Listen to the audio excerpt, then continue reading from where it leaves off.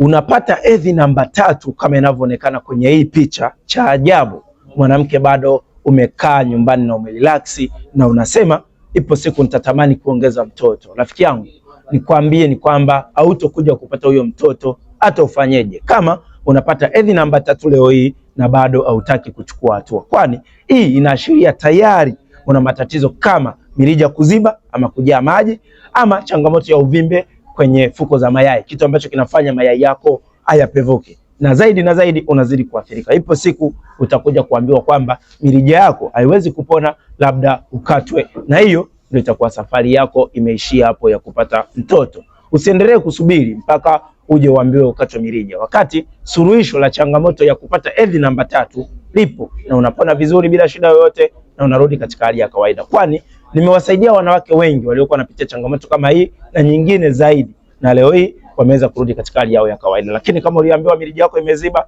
mpaka ufanyie upasuaji, usiende kufanya upasuaji. Ninazo dawa za kuweza kuzibua mirija yako bila kufanya upasuaji na unapona moja kwa moja. Wasiliana na mimi leo ili mwezi unaofuata basi uwe salama, na ukihitaji kubeba ujauzito basi uwe ni rahisi.